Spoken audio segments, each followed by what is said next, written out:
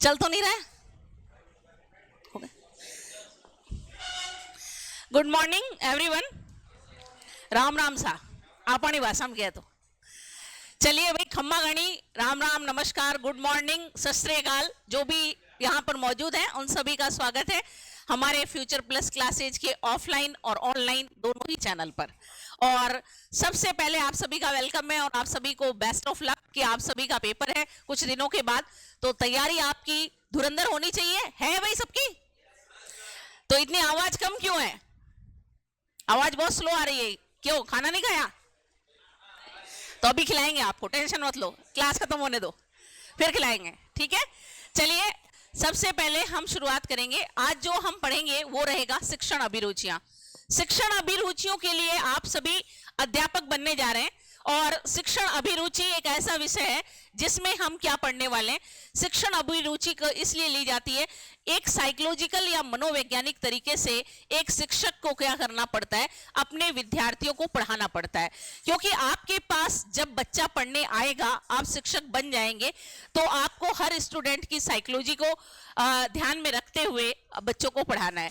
तो हम जो पढ़ेंगे वो पढ़ेंगे शिक्षण अभिरुचियां।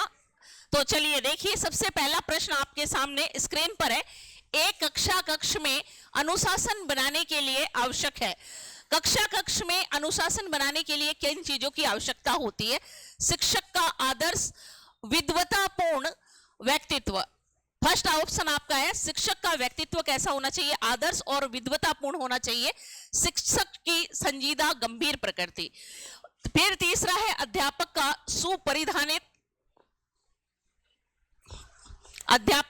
सुपरिधानित व्यक्तित्व और अध्यापक का सम्मानित कैडर।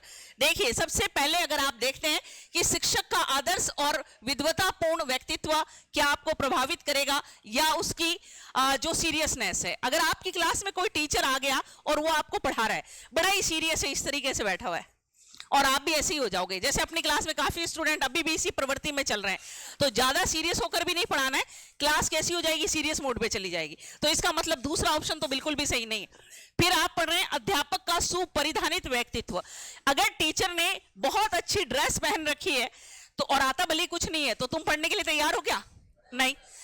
तो इसका मतलब या तो टीचर ऐसी फैंसी ड्रेस पहन के आ जाए कि बच्चा टीचर की फैंसी ड्रेस को ही देखता रहे और पढ़ाई ना करे, तो यह भी गलत हो गया।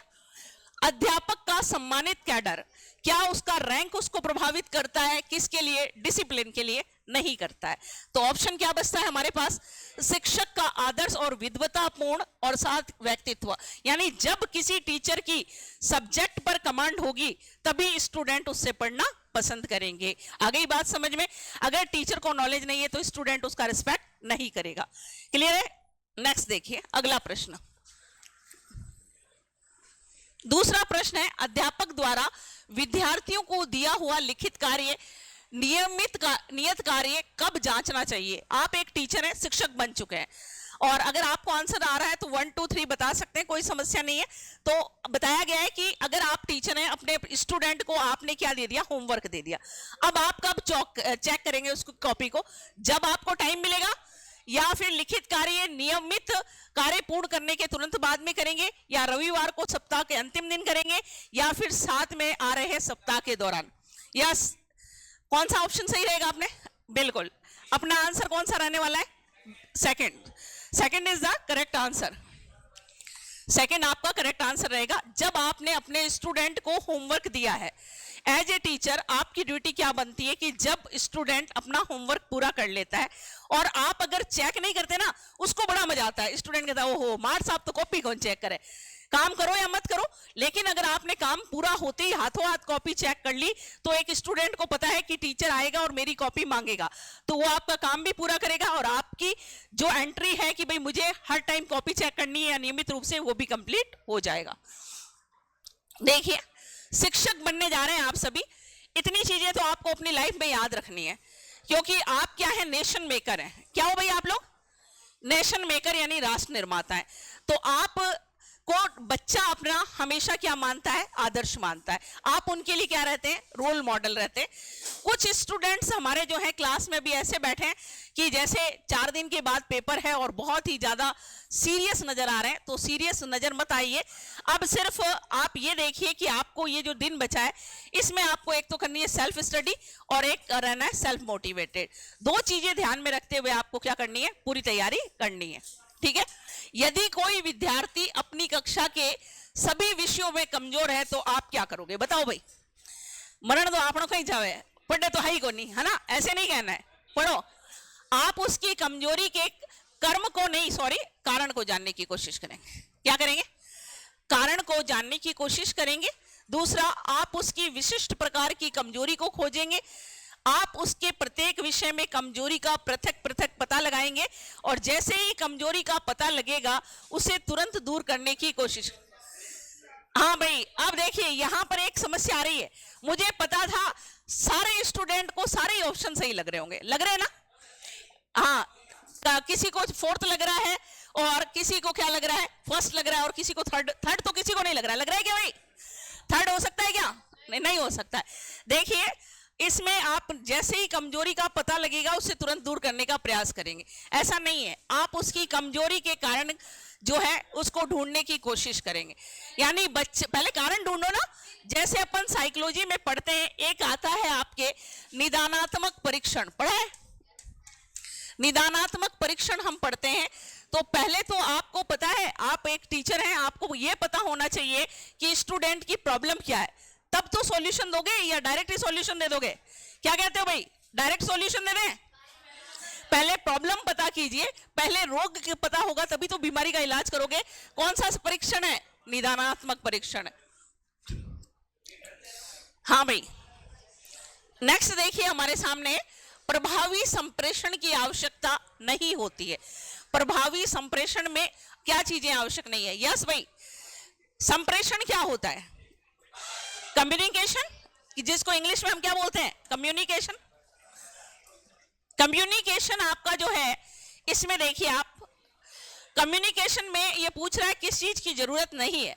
अगर आप कम्युनिकेशन कर रहे हैं, बात नहीं करेंगे, आपको आंसर देना है भाषण के प्रारूप में बदलाव करने की। चलिए पहले आपको एक मोटिवेशनल थोड़ा क्योट्स बता दें ताकि आप सब एनर्जेटिक हो जाए।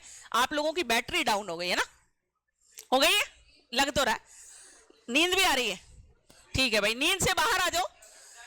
हाँ बिल्कुल, चाय भी आपको पिलाएंगे, टेंशन क्यों ले रहे हैं, चाय भी पिलाई जाएगी आपको, अभी पिलाते हैं, देखो अभी ऑर्डर देते हैं, आपके लिए चाय आ जाएगी भाई, चाय मंगा दीजिएगा आप इनके लिए, ठीक है, चलेगा अभी खुश? चलिए अब एनर्जी का लेवल थोड़ा बूस्ट कर लीजिए। अब देखिए सबसे पहले सेल्फ मोटिवेट रहिए और आपने सुना होगा एक बहुत ही खूबसूरत पंक्तियां हैं कि रख हौसला वो मंजर भी आएगा, रख हौसला वो मंजर भी आएगा, प्यासे के पास चलकर समंदर भी आए, और मंजिल भी मिलेगी साथियों और मिलने का मजा भी आएगा। तो ये चीज आपको ध्यान रखनी है। जैसे एक पक्षी होता है अपने पर फैलाता है, तब आपने सोचा है कि उसने क्या सोचा होता है कि जब एक परिंदा अपनी उड़ान भरता है तो ये सोचकर भरता है कि मुझे पूरा आसमान नापना है। तो आपको भी ये सोचना है कि मुझे सिर्फ बीएसटीसी पास नहीं करना है, इसके बाद के लेवल भी पास करना है, ये तो पास करना ही है, आगे जाके आपको क्या करना है, शिक्षक भी बनना है। तो प्रभावी संप्रेषण मतलब जब हम बात कर रहे हैं आप और मैं, संप्रेषण यही होगा, कम्युनिकेशन। कम्युनिकेशन में किस चीज की जरूरत नहीं है? भाषण के प्रारूप में बदलाव करने की, सेकेंड इज उपयुक्त हाव भाव की, थर्ड इज विषय वस्तु की दक्षता की और आकर्षक व्यक्तित्व की, नोट व्यक्तिगत, व्यक्तित्व की। बताइए किस चीज की जरूरत नहीं है? आकर्षक व्यक्तित्व की आवश्यकता नहीं होती है। आपने देखा है बहुत बड़े बड़े मोटिवेशनल स्पीकर जब बोलते हैं, सारे के सारे हैंडसम तो नहीं होते, सारे के सारे ब्यूटीफुल तो नहीं होती है, कोई जरूरी थोड़ी है। बोलने वाले आप अनाउंसर देखिए, है ना, जब आप सुनते हैं तो कितनी आवाज मधुर सुनाई देती है, आप सोचते हैं वो कितनी हसीन खूबसूरत लड़की होगी, सामने आती है एक नॉर्मल सी लड़की, है ना।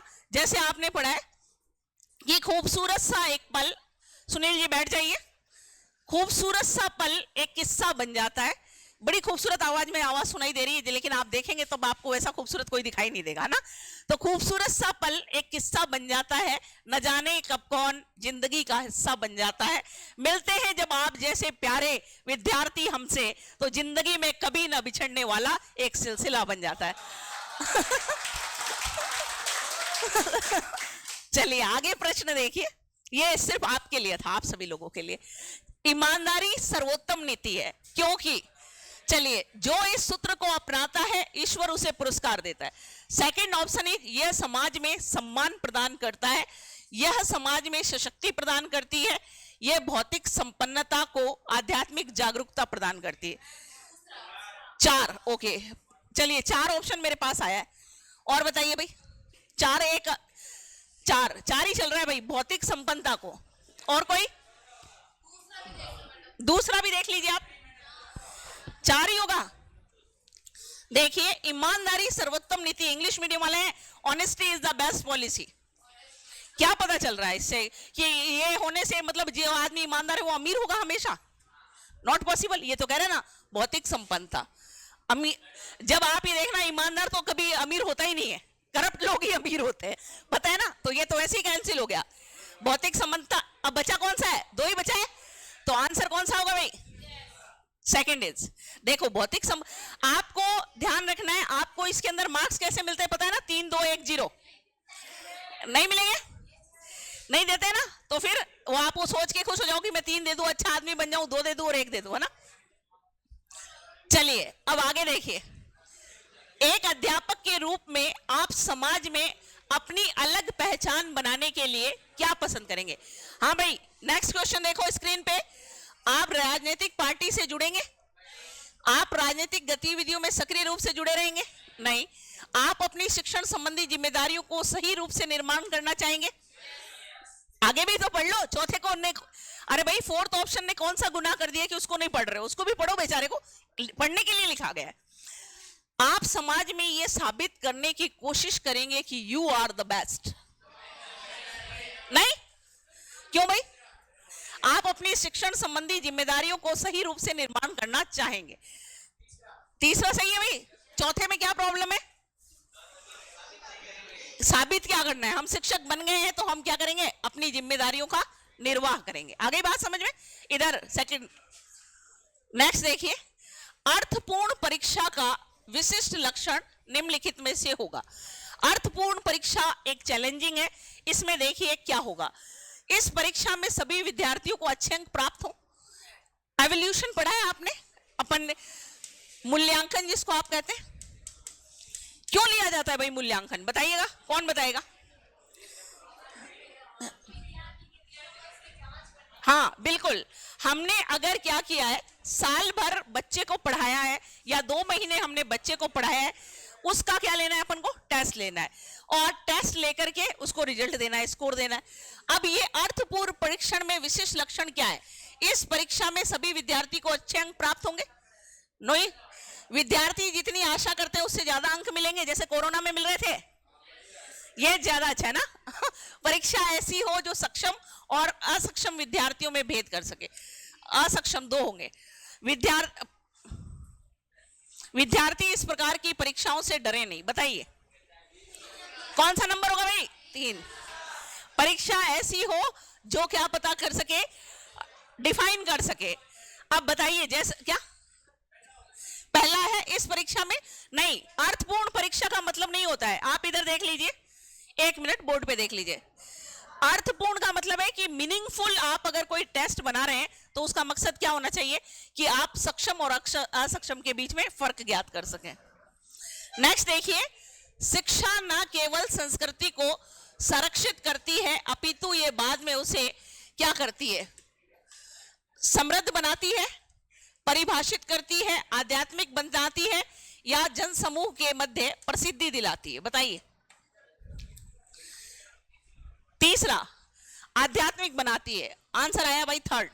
वापस से देख लीजिए, शिक्षा न केवल संस्कृति को संरक्षित करती है बल्कि बाद में उसे क्या करती है? समृद्ध करती है, परिभाषित करती है, आध्यात्मिक बनाती है और जनसमूह के मध्य प्रसिद्धि दिलाती है। इसका आंसर आएगा 1। जिन लोगों ने 1 उत्तर दिया है सही है। देखिए, कल्चर क्या होता है, संस्कृति क्या होती है। अगर हम बात करते हैं संस्कृति की, तो जो आप क्या कर रहे हैं, हमारा धर्म, हमारी आस्थाएं, हमारे ड्रेसिंग सेंस वगैरह, ये सब किसका है? संस्कृति है। तो संस्कृति को अगर आप बचा कर रखोगे तो आने वाले टाइम में क्या होगी? समृद्ध होगी। जैसे आप आजकल लोगों का सेंटेंस सुनते हो, वर्तमान में भारतीय संस्कृति का हास हो रहा है, मतलब पतन हो रहा है। क्यों हो रहा है? क्योंकि हमने हमारी संस्कृति को संरक्षित नहीं किया है, हम दूसरों के कल्चर को क्या कर रहे हैं? फॉलो कर रहे हैं। यानी हम वेस्टर्न कल्चर को फॉलो करने लगे तो क्या होगा? खत्म हो जाएगी। अगर आप अपने कल्चर को बचाओगे, अपनी संस्कृति को बचाओगे, तो हमारी संस्कृति क्या होगी? समृद्ध बनेगी। मतलब आपको ये समझ में आ जाना चाहिए कि प्रश्न क्या पूछ रहा है। प्रश्न जो पूछ रहा है अगर वो समझ में आ गया ना, तो शिक्षण अभिरुचि एक ऐसा विषय है जहां आप अपने बिल्कुल सही आंसर लेकर आओगे। अभी यहां पर आप लोगों को क्वेश्चन समझ में नहीं आया। आप वैसे कह रहे हैं आध्यात्मिक वो होता है जो भगवान से जुड़ गया, है ना, स्पिरिचुअल पर्सन हो गया, वो हो गया। तो कल्चर का स्पिरिचुअलिटी से कोई लेना देना नहीं है। चलिए, शिक्षक प्रशिक्षण का मुख्य उद्देश्य क्या है? टीचर को ट्रेनिंग दी जा रही है भाई। क्यों दी जाती है बताओ जल्दी से? बीएसटीसी पास कर लो, तुम्हारी भी ट्रेनिंग होगी। हाँ देखो भाई, शिक्षक व्यवसाय के प्रति प्रेरित करना। मैं आपको मोटिवेट कर रही हूँ आके क्लास में, बच्चों एसएससी की तैयारी छोड़ दो, कोई मतलब नहीं है। टीचर बनो, अध्यापक बनो, शिक्षक बनो, बड़ा ही रिस्पेक्टेबल जॉब है। आप क्या ये सही है? नहीं।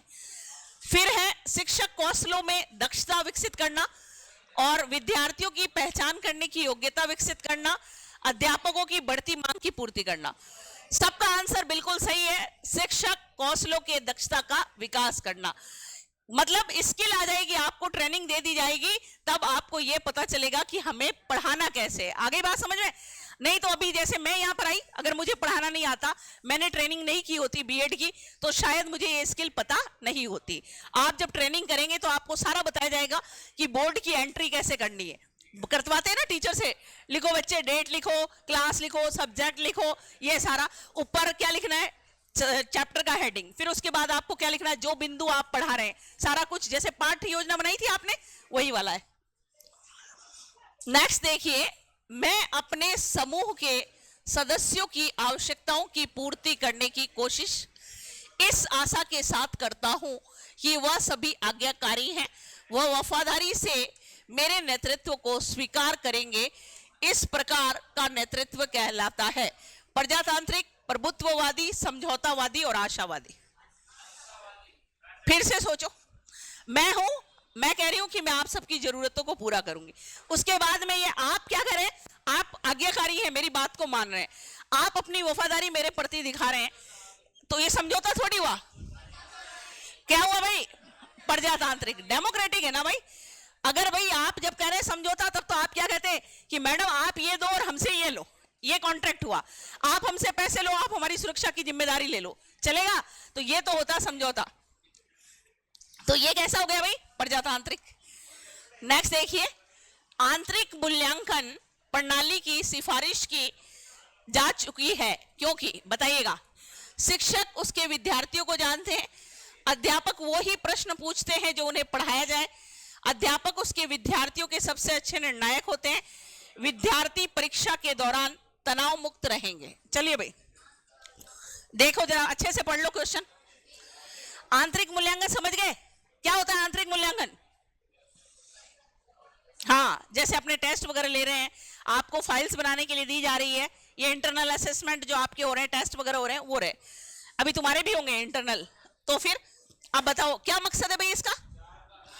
4, विद्यार्थी परीक्षा के दौरान क्या रहे भाई? तनाव मुक्त रहे। हमारी क्लास में कुछ लोग अभी भी बहुत टेंशन में है, तो इस प्रश्न को जरूर पढ़ें, तनाव मुक्त रहे। ठीक है, नेक्स्ट क्वेश्चन देखिए, आप अपने विद्यार्थियों को किस प्रकार का गृह कार्य देना पसंद करेंगे? देखना मतलब देना। पढ़िए भाई, पहला ऑप्शन है कठिन और जटिल गृह कार्य, ताकि वो उसे अधिक मेहनत से पूरा करे, है ना। अगर आपने ऐसा होमवर्क दे दिया ना, बच्चा आपको क्या कहेगा? कोई मतलब नहीं है। दूसरे दिन आके कहेगा सर आप क्लास में करवा दो।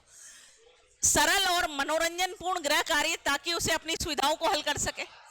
अच्छा, तीसरा देखो, कोई इंटरेस्टिंग नहीं है, बोरिंग सा काम दे दिया, मैंने कहा 10 पेज लिख के आओ, नहीं करेगा बच्चा।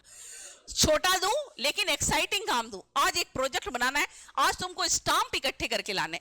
बच्चा जाएगा, मम्मी पैसे दे दो, स्टाम्प कलेक्ट करके लाता हूं। आज कोइंस तुम्हें बनाना है, बच्चा बनाएगा। आज आपने प्रोजेक्ट दे दिया, कोई बॉम्ब ब्लास्ट हुआ है, सीरियल बॉम्ब ब्लास्ट, उसकी फोटो लगानी है, बच्चा जाएगा नेट से ढूंढेगा, और मतलब उसको नई चीज मिल रही है। अगर रोज आपको कहोगे क्वेश्चन आंसर लिख के लिया बच्चे, कोई मतलब नहीं। बोला क्या बकवास, एक नया काम दो, शॉर्ट दो, लेकिन कैसा दो, एक्साइटिंग दो, ताकि बच्चा क्या कर सके, उसको कर पाए।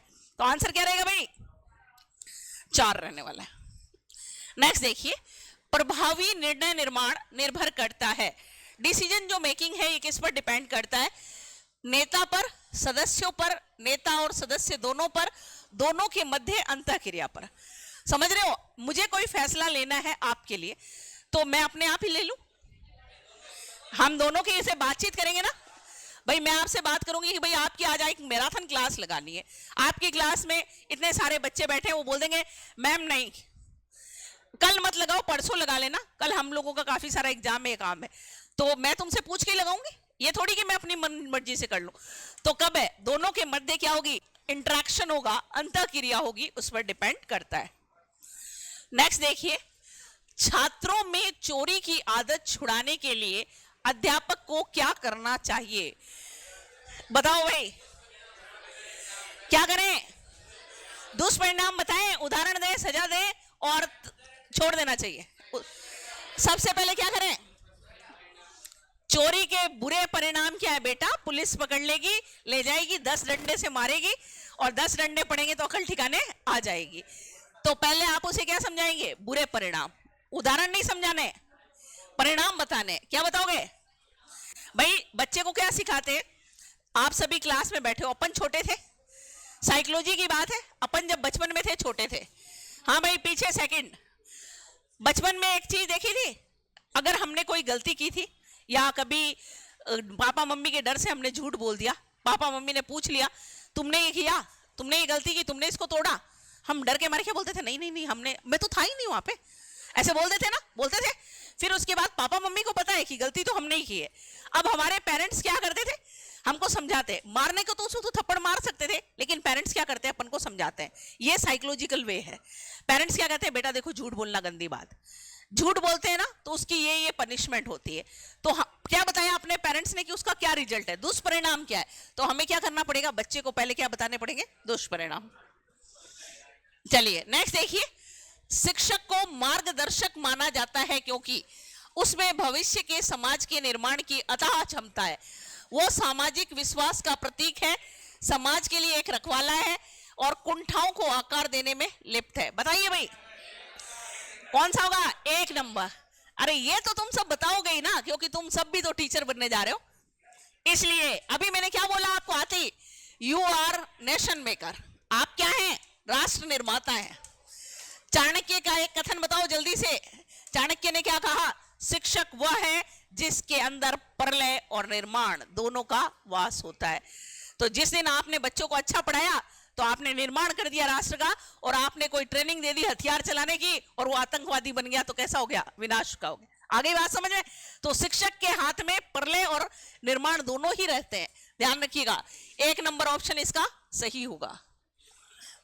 मान लीजिए आपकी कक्षा में एक प्रतिभाशाली छात्र बैठा है, मेरी क्लास में तो सारे के सारे ही टैलेंटेड हो, और सबसे ज्यादा टैलेंटेड एक बच्चा है हमारी क्लास में, हाँ वो पीछे है ना, हाँ देखो है ना, ऐसे मैंने क्या बोला, सब लोग इंटेलिजेंट है, प्रतिभाशाली एक वो बहुत ज्यादा है, एक होता है इंटेलिजेंट होता है ना, और इंग्लिश में आपको सर ने पढ़ाया होता है, एक होता है इंटेलेक्चुअल, वो इंटेलेक्चुअल है उधर पीछे बैठे, वो रहे उधर पीछे, नहीं इधर वाले, ठीक है इंटेलेक्चुअल है, इंटेलेक्चुअल मतलब वो अपन से ऊपर उठ गए। आ गई बात समझ में, तो आप बैठे, आप सभी प्रश्नों के त्वरित उत्तर देता है। जैसे देखिए मैं यहाँ पे प्रश्न पूछती हूँ ना, वो पीछे से ऐसे आंसर दे रहे तो वो तुरंत उत्तर भी दे रहे थे। अब क्या होगा, आप अपने छात्र के संबंध में क्या कहेंगे, पढ़ो भाई क्या कहने वाले हैं आप तुलनात्मक रूप से कठिन प्रश्न पूछेंगे। अब आपको पता है एक क्लास में सारे बच्चे 100 में से 100 नंबर नहीं ला, हमारी क्लास में कोई बच्चा जब आप टीचर बनेंगे 33 वाला भी होगा, 36 वाला भी होगा, 65 वाला भी होगा, तो आपको क्या करना है, आप सबको एक ही क्वेश्चन पूछोगे क्या, मैं क्लास में आई, मैंने आते ही बोल दिया खड़े हो जाओ बच्चे, सुनील जी खड़े हो जाइए और सुनील जी प्रश्न का उत्तर देंगे कि मुगल साम्राज्य के पतन के क्या कारण थे।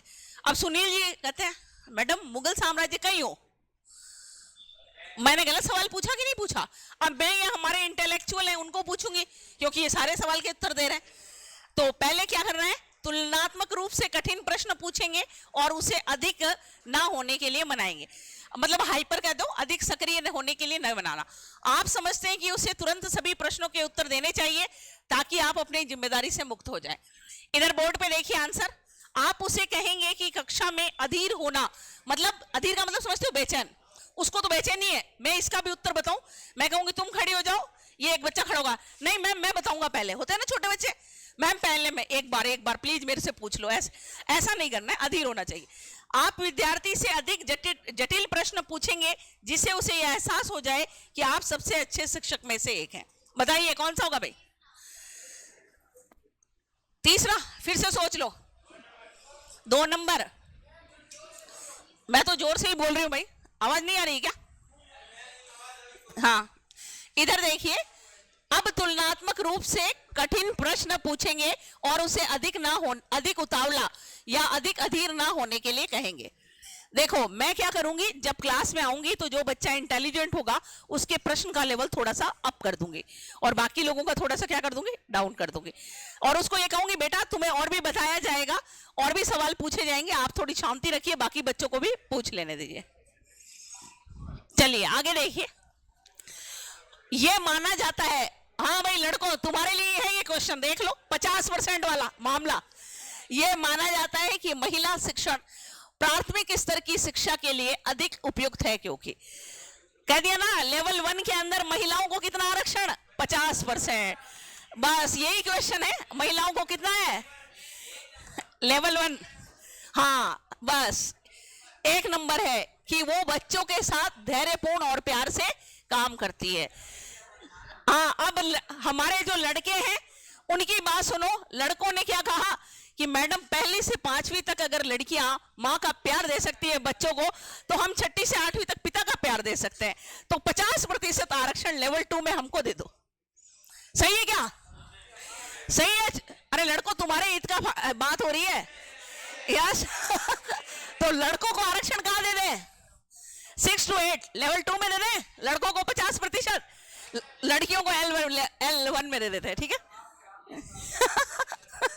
भाई वो ये कह रहे हैं ना कि बच्चों को भाई हमारे शिक्षा मंत्री जी ने क्या कहा कि बच्चा को ऐसा फील नहीं होना चाहिए कि बच्चा घर से दूर गया है, उसको मम्मी वाली फीलिंग आनी चाहिए, फैमिली की फीलिंग आनी चाहिए। इसलिए लेडी टीचर लगाओ, है ना। 6 से 8 तक लड़कों को पापा बना दो, कोई समस्या नहीं। आगे देखो, आपके विचार में सरकार द्वारा प्रायोजित पेड़ लगाओ अभियान कैसा है? किसी काम का नहीं है, फर्जी, केवल सुंदरता बढ़ाने के लिए, पैसा कमाने के लिए आवश्यक। कौन सा होगा भाई? आवश्यक। आवश्यक।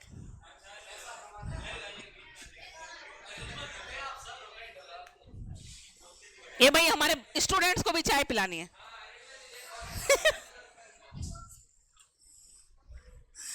चलिए, शिक्षण की प्रकृति कैसी होती है? बहुत इजी क्वेश्चन है। कैसी है भाई? कला और कौशल, कला और विज्ञान, विद्यार्थियों की पृष्ठभूमि, कला और विज्ञान। शिक्षण कैसे हो गया?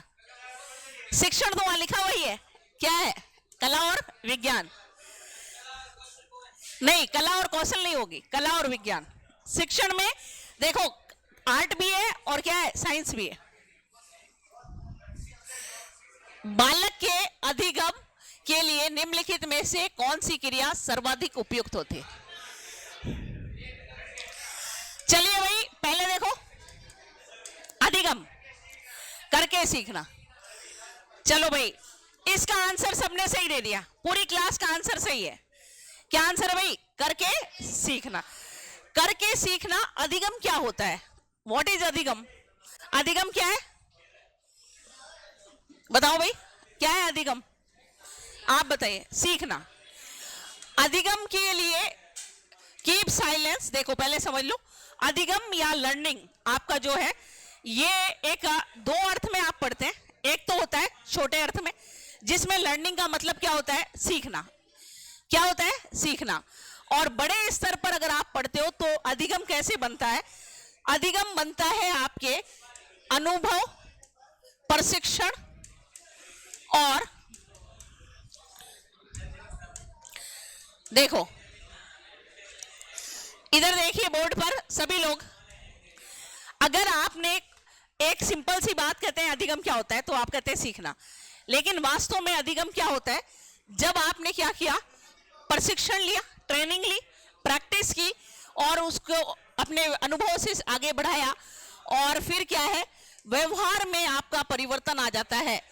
व्यवहार में स्थायी परिवर्तन, ये क्या कहलाता है? अधिगम कहलाता है। क्या कहलाएगा? अधिगम।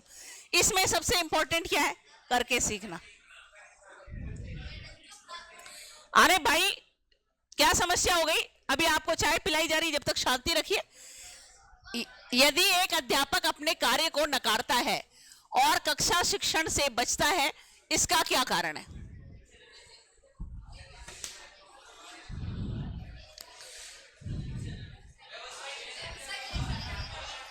नैतिक मूल्य का अभाव, शिक्षण अभिक्षमता का अभाव, कार्य करने की क्षमता का अभाव, व्यवसायिक नैतिकता का अभाव।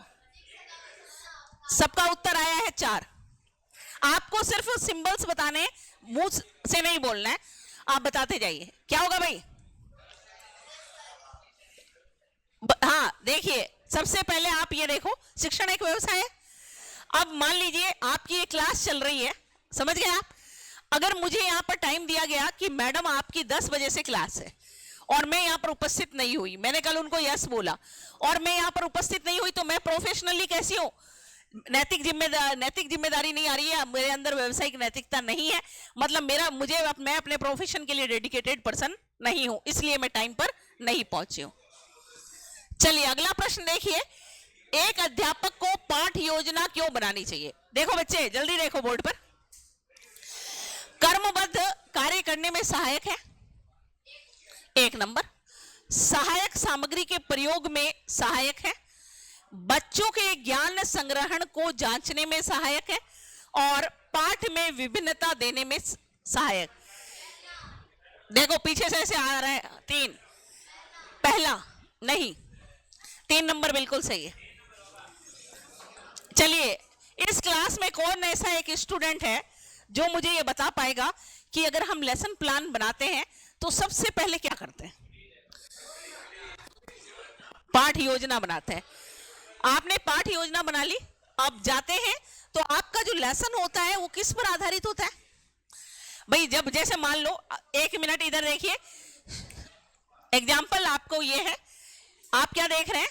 आप जैसे आज मान लो आपको एक पढ़ाना है, हमारे राष्ट्रीय प्रतीक चिन्ह पढ़ाना है। अब आप क्या करोगे?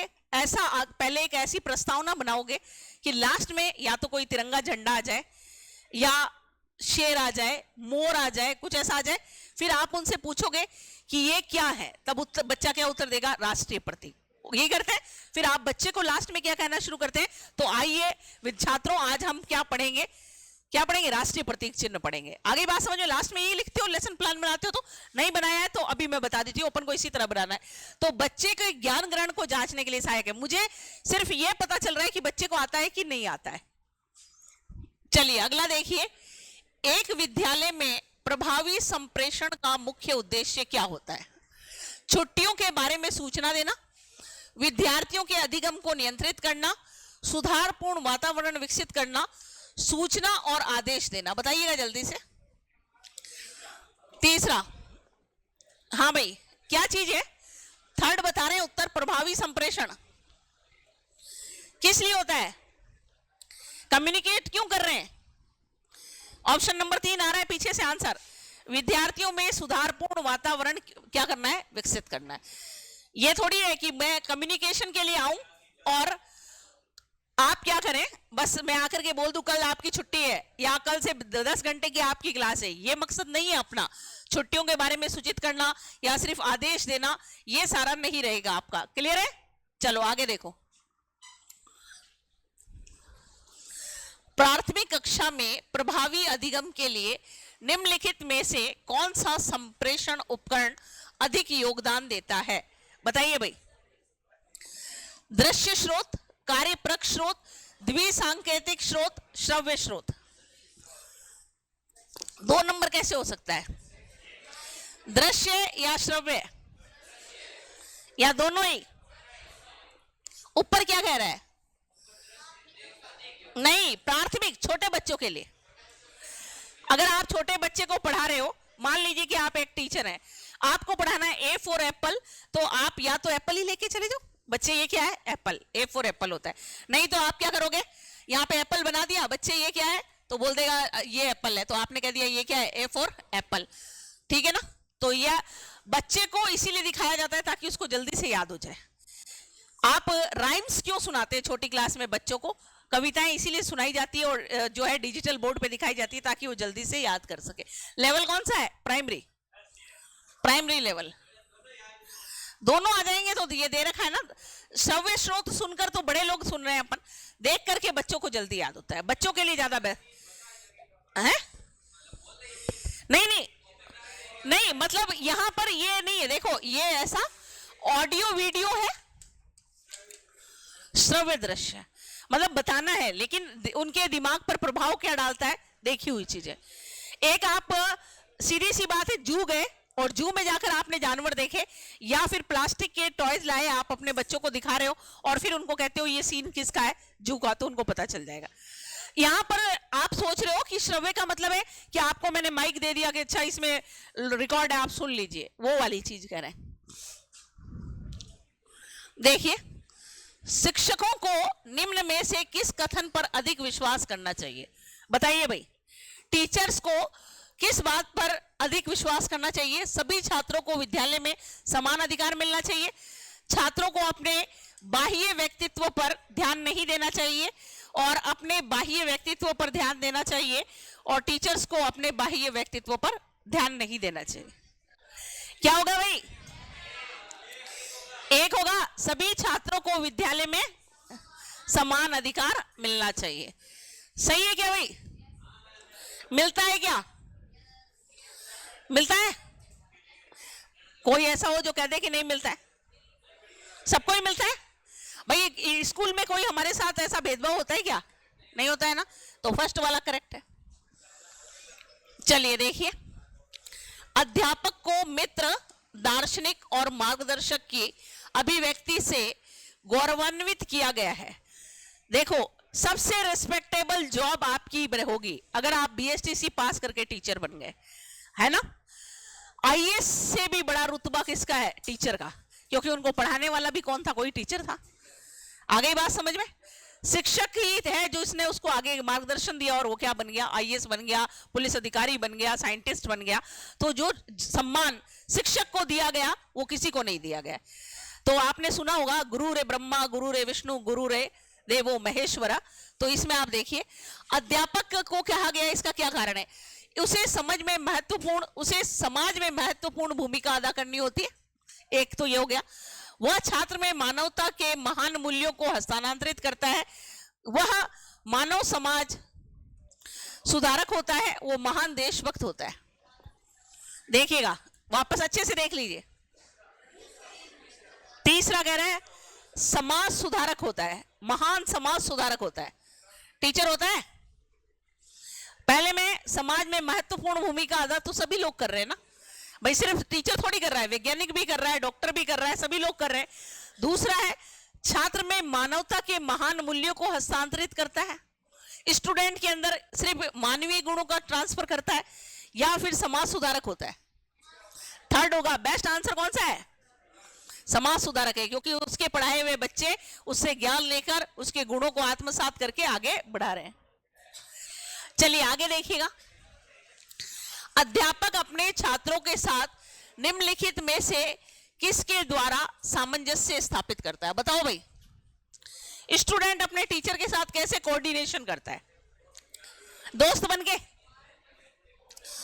विषय का प्राधिकृत विद्वान होना चाहिए, अपने ज्ञान और कौशल से छात्रों को प्रभावित करके, मार्गदर्शन की भूमिका अदा करके, और छात्रों का दोस्त बनकर। दोस्त बनने वाला तो बहुत जल्दी उत्तर दे रहे हो भाई, 4 नंबर है ना, 2 नंबर बेस्ट आंसर है। हाँ, आज का टीचर तो भाई अपने बच्चों का फ्रेंड होता है ना, होते हैं टीचर्स, फ्रेंडली होते हैं आजकल। पहले वाला नहीं है कि ऐसे डंडा लिए हुए आते हैं और खड़े हो जाओ, ये वाला टीचर कोई नहीं है आजकल। तो बेस्ट कौन सा है? 2 नंबर। कौन सा आंसर रहेगा? सेकंड। शिक्षण अधिगम प्रक्रिया के दौरान पुनर्बलन छात्रों के अधिगम पर धनात्मक प्रभाव डालता है। बड़ा अच्छा क्वेश्चन है। देखो भाई, हमेशा, अधिकांशतः, कभी कभी कह नहीं सकते। कारण बताओ, क्या कह रहा है? अगर पुनर्बलन, रीइंफोर्समेंट दे रहे हैं, जैसे एक बच्चे ने अच्छा काम कर दिया और आपने कुछ नहीं कहा, ठीक है बैठ जाओ, कोई फर्क नहीं पड़ेगा। एक आप कहोगे नहीं बच्चे तूने बहुत अच्छा किया है, वेरी वेल डन बॉय, वो अगले दिन उससे भी अच्छा करेगा, तो इसका हमेशा से पॉजिटिव रहेगा, हमेशा। चलिए, हमारी प्रजातांत्रिक संवैधानिक संरचना के अनुरूप कौन सा शिक्षक उपागम सर्वोत्तम है? देखिए, आप लोगों ने जिस दिन से टीचिंग एप्टीट्यूड पढ़ना शुरू किया है, उस दिन से आपको एक चीज पढ़ाई गई है कि अगर आपको अच्छी टीचिंग में अच्छा जो है टीचर बनना है या टीचिंग मेथड्स को यूज करना है, तो मेथड्स किस पे डिपेंड होनी चाहिए, अप्रोच किस पे डिपेंड होनी चाहिए? अध्यापक केंद्रित। अध्यापक केंद्रित का मतलब आप समझे कि भाई मतलब मोस्टली क्या होता है, जो हम आपको पढ़ाते हैं वो अध्यापक केंद्रित होता है। इसमें क्या होता है, टीचर आता है, अपनी बात बोल देता है, लेक्चर देकर चला जाता है। लेक्चर मेथड कौन सा है? अध्यापक केंद्रित, सहभागिता केंद्रित और विद्यार्थी और क्रिया केंद्रित। विद्यार्थी केंद्रित। सहभागिता नहीं हो सकता क्या? देखो, आप जरा लाइन को देखो, एक बार फिर से उत्तर देख लो, पता चल जाएगा। देखो तो जरा, ऊपर वाली लाइन पढ़ो एक बार फिर से। सहभागिता होगा, पता चला?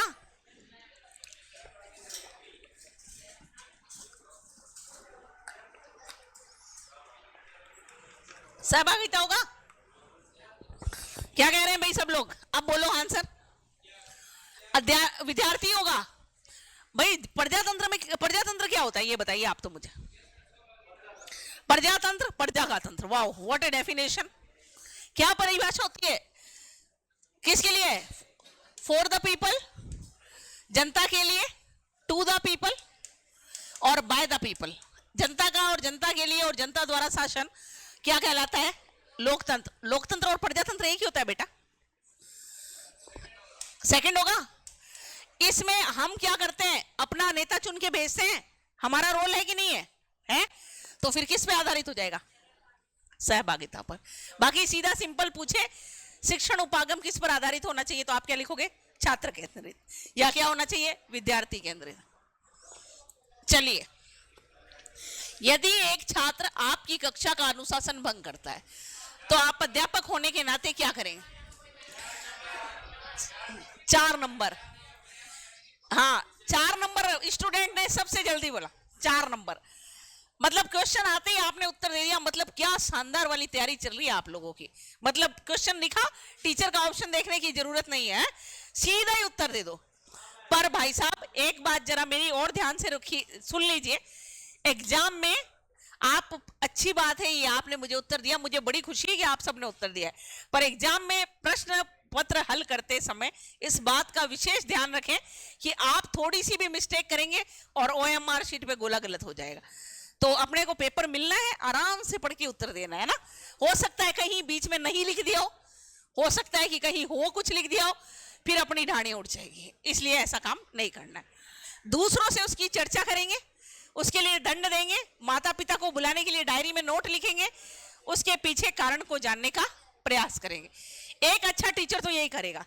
बाकी स्कूल वालों ने आजकल पता है सिस्टम क्या अपना लिया है?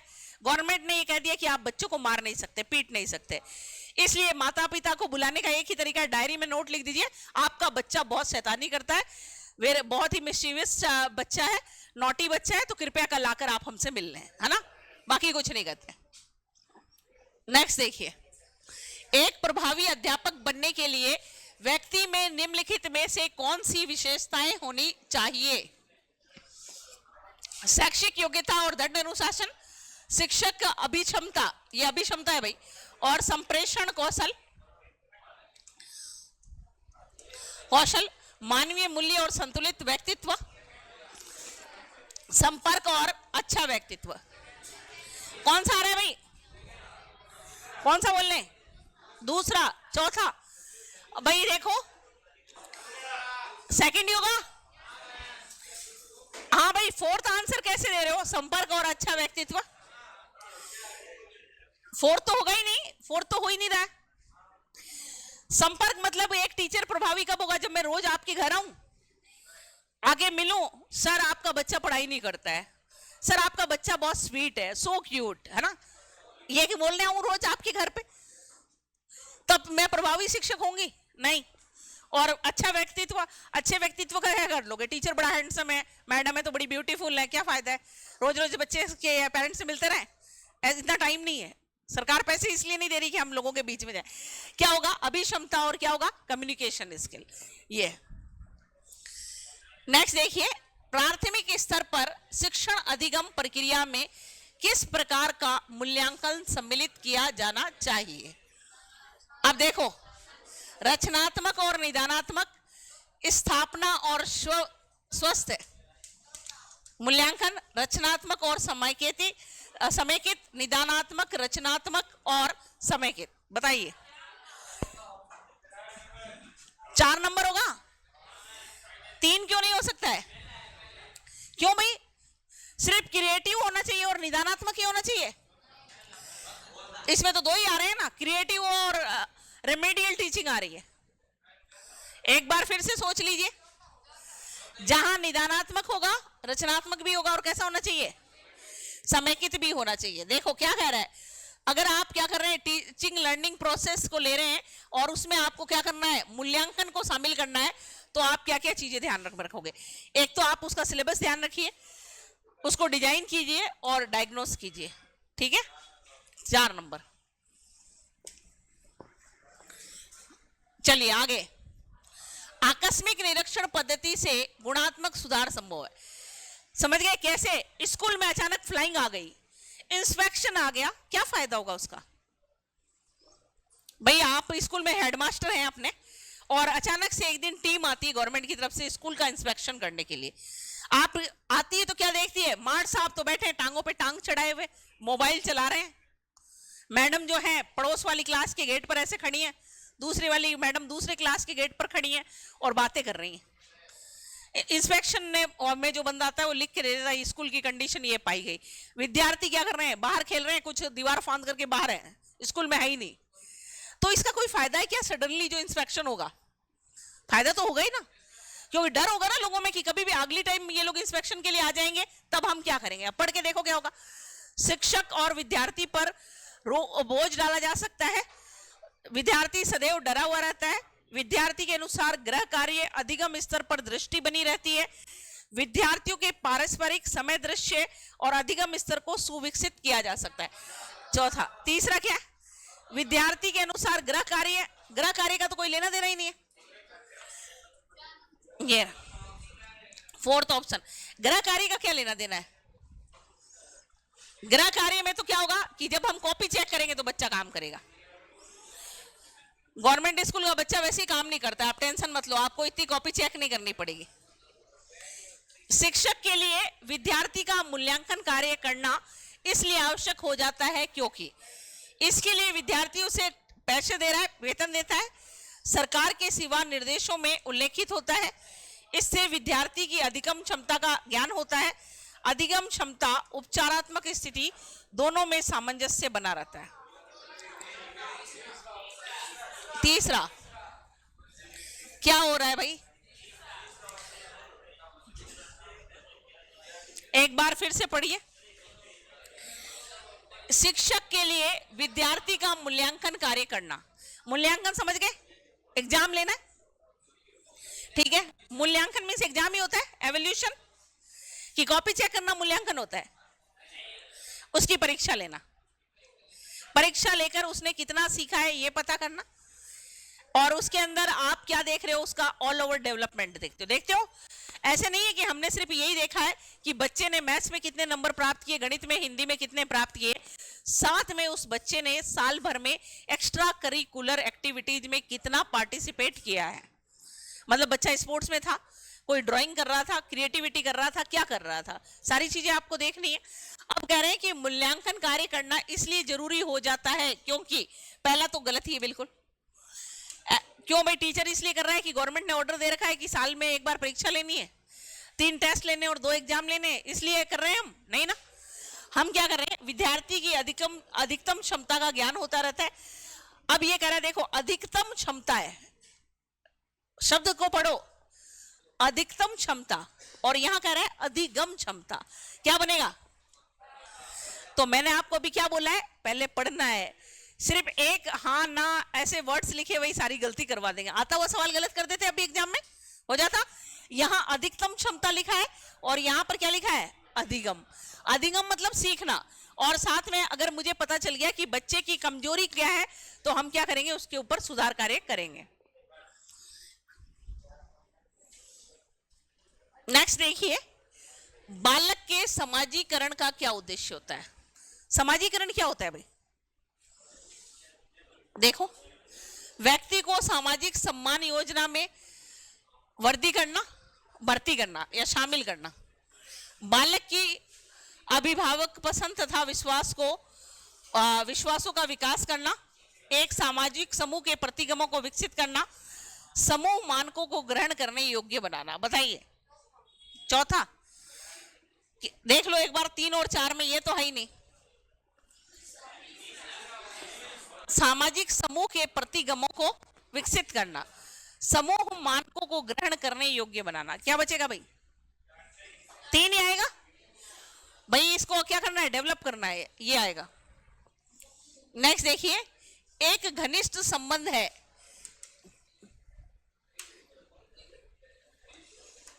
धनी नहीं है, घनिष्ठ है, घनिष्ठ संबंध है इसके मध्य अभिभावक और बच्चों की सोच में, टीचर और शिक्षक और शिक्षाविद के मध्य, नियोजित स्कूली ज्ञान में, और स्कूल और समाज में।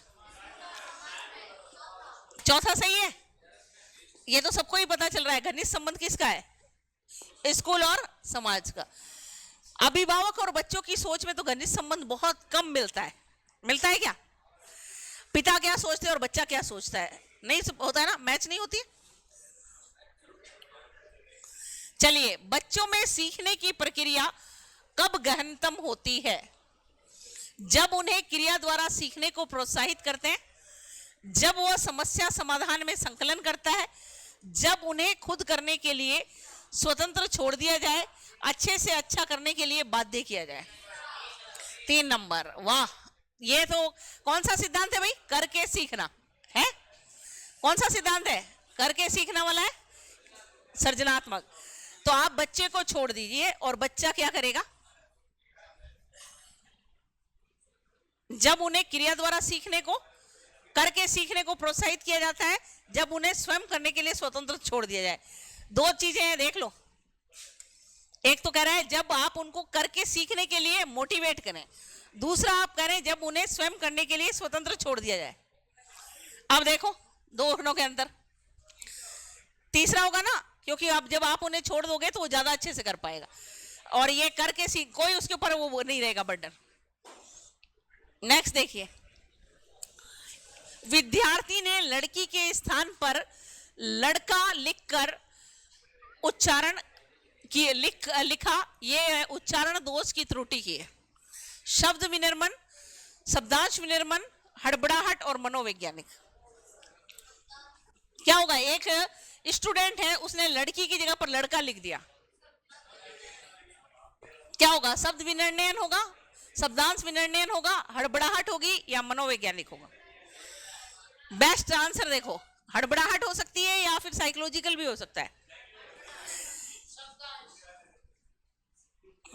साइकोलॉजिकल होगा, मनोवैज्ञानिक होगा। क्या होगा भाई?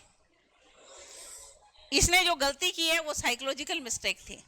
आजकल एक ट्रेंड आ गया ना टॉम बॉय का, है ना, लड़कियां खुद को क्या समझ लेती हैं? लड़का। वैसे ही ना, बाल छोटे रखना, ड्रेसिंग सेंस उनका वैसे ही होता है। वो भी कैसे बोलती है? मैं ये करूंगा, जबकि उनको बोलना क्या चाहिए? मैं ऐसा करूंगी। क्या बोलती है? मैं करूंगा। क्यों? वो तो फीमेल है ना, फिर भी बोलती क्या है? लड़कों वाली स्टाइल में, मैं ऐसा करूंगा। तो ये क्या है, साइकोलॉजिकल फैक्टर्स हैं, तो ये साइकोलॉजिकल फैक्टर है। शिक्षा स्तर में समानता लाने के लिए आप भाषा की किस शिक्षण विधि का उपयोग करना चाहेंगे? व्याख्या, प्रश्नोत्तर, पाठ्य पुस्तक, शब्दार्थ। ऊपर पढ़ो फिर से एक बार। शिक्षा स्तर में समानता लाने के लिए आप भाषा की किस शिक्षण विधि को लेंगे? अब उत्तर सही आ रहा था, अब कौन सा आ रहा है? पाठ्य पुस्तक आएगा। लैंग्वेज में आपको किसकी हेल्प लेनी पड़ती है? देखो, अगर कोई टीचर एसएसटी पढ़ा रहा है, जरूरत नहीं है किताब हाथ में उठाने की, आएगा लेक्चर मेथड देगा, आपको समझा देगा। मैप बनाना है, मैप आएगा, मैप बनाएगा, आपको पढ़ा के चला जाएगा। साइंस वाला प्रैक्टिकल समझा के चला जाएगा, लेकिन लैंग्वेज के टीचर को किताब उठानी पड़ेगी। आएगी कैसे? आपको रीडिंग सिखाएगा वो। तुम खड़े हो जाओ, पढ़ो, तुमको भी किताब चाहिए, मुझे भी चाहिए, मैं देखूंगी ना आप पढ़ रहे हैं, गलत तो नहीं पढ़ रहे हैं। अगर आप कुछ लिख रहे हैं तो मुझे भी देखना पड़ेगा, आपकी चेक करनी पड़ेगी। तो आप यहां पर कौन सी विधि का प्रयोग करेंगे? पाठ्य पुस्तक। नेक्स्ट देखिए, बालक किसी कक्षा स्तर पर हिंदी की व्यवहारिक व्याकरण के प्रयोग में अक्षम हो जाता है। कौन से लेवल पर? 6, 5th, 4, कक्षा 1 के। तो ये तो सीधी सी बात है कि अगर आप किसी बच्चे को ग्रामर सिखा रहे हो तो कहां पे प्रॉब्लम करेगा बच्चा? 1 के स्तर पर, पहले स्तर, कक्षा 1 के स्तर पर। ये तो आप ऐसे ही देखे बिना ही कर देते हो ना, फटाफट से। ठीक, चलिए आगे देखिए। पद पाठ का सर्वाधिक महत्वपूर्ण सोपान क्या है? बताइए भाई। प्रस्तावना, आदर्श वाचन, भाव विश्लेषण, संभावित कविता। बताओ जल्दी। भाव विश्लेषण है, प्रस्तावना है, आदर्श वचन है, संभावित कविता है। प्रस्तावना कह रहे हैं भाई, है क्यों? प्रस्तावना तो किस में आती है? पाठ का क्या करना है? महत्वपूर्ण सोपान है। ये तो पहला होता है प्रस्तावना। तो लेसन प्लानिंग करते हो तब पहला होता है। हाँ, तीसरा होगा, क्या होगा? कौन सा सही रहेगा? भाव विश्लेषण। नेक्स्ट देखिए, हिंदी वर्णमाला के 2 शब्दों या वाक्य अथवा 2 उपवाक्य के मध्य थोड़ा रुकने की प्रक्रिया का क्या नाम है? विकृति, बालाघाट, अनुतन, निम्न में से कोई नहीं। बताइए, निम्न में से कोई नहीं? कोई नहीं, देख लो एक बार। क्या कह रहे हैं? हिंदी वर्णमाला के 2 शब्द या वाक्य या 2 उपवाक्य के बीच थोड़ा रुक गए आप। पूर्ण विराम कैसे हो गया? अर्धविराम, अर्धविराम। देखो तो यहां पे तो क्या कह रहा है? विकृति। भाई कोई आदमी कुछ बोल रहा है और बोलते बोलते रुक गया, ये क्या होगा? 2 सेंटेंस मुझे बोलने हैं, मैं बोलते वक्त रुक गई, मुझे समझ में नहीं आया कि मुझे क्या बोलना है, तो ये कैसे, क्या कहलाएगा? विकृति कहलाएगा, बालाघाट, अनुतन, या कोई नहीं? अब बताओ, अब क्या कहलाएगा? ये विकृति कहलाएगा। तो प्रश्न को सिर्फ समझना है। शिक्षण अभिरुचि एक ऐसा विषय है जहां पर आप सिर्फ समझ लें कि लैंग्वेज क्या कह रही है, तो आपका आंसर हमेशा क्या हो जाएगा? करेक्ट हो जाएगा। अदरवाइज आप क्या कर देंगे? गलतियां कर देंगे।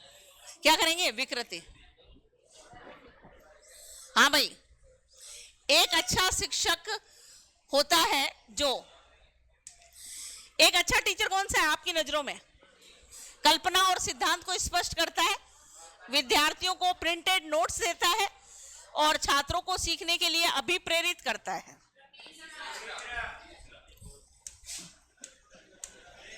उपयोगी सूचना ही देता है। तीसरा, अभिप्रेरणा क्या होती है? मोटिवेशन। तो मोटिवेशन कैसा होना चाहिए भाई? यस, पीछे लास्ट बेंच पर मोटिवेशन कैसा होना चाहिए? पॉजिटिव या नेगेटिव? पॉजिटिव होना चाहिए, दोनों ही होने चाहिए। अच्छा, आप खड़े हो जाइए। ठीक है, आपने बोला कि दोनों होने चाहिए, तो पता तो चले कैसे दोनों हो जाएंगे। भाई मैंने एक क्लास में आपकी में आई और मैंने आपको ये कहा, आप सबने बहुत अच्छी तैयारी की है, आप सबका सिलेक्शन होने वाला है, वेल डन, वेरी गुड, और आप लोग बहुत अच्छा परफॉर्म कर। ये कैसा है? पॉजिटिव है। और मैं आकर ये कहूं निकम्मो तुम तो पढ़ते ही नहीं हो, तुम्हारा तो इस जिंदगी में कभी सिलेक्शन नहीं होगा, तो ये कैसा हो गया, नेगेटिव हो गया ना, ऋणात्मक। अब तुम में से कुछ बच्चे तो क्या कहेंगे, कुछ बच्चे कहेंगे, मरने दो, कुछ बच्चे जो होंगे बेचारे इमोशनल होते हैं, वो डिमोलाइज हो जाएंगे, वो बोलेंगे मैडम ने ऐसा बोल दिया यार, इसका मतलब अपना तो कहीं सिलेक्शन ही नहीं होना है, तो बच्चा क्या हो जाएगा, छोड़ देगा। तो ये मेरा नेगेटिव बोलना उसके लिए अच्छा हुआ क्या, नहीं। तो आप जब भी देते हैं ना मोटिवेशन, पॉजिटिव दीजिए। ऐसा मोटिवेशन नहीं देना जैसे अभी रील पे चल रहा है ना, बंगार वाले बाबा ने सुसाइड कर लिया, वैसा नहीं करना है, ठीक है, वैसा मोटिवेशन नहीं करना है, ठीक है। तो ये सीखने के लिए क्या करना है, अभी प्रेरित करना है। देखिए, माता पिता का ध्यान आकर्षित करने के लिए बालक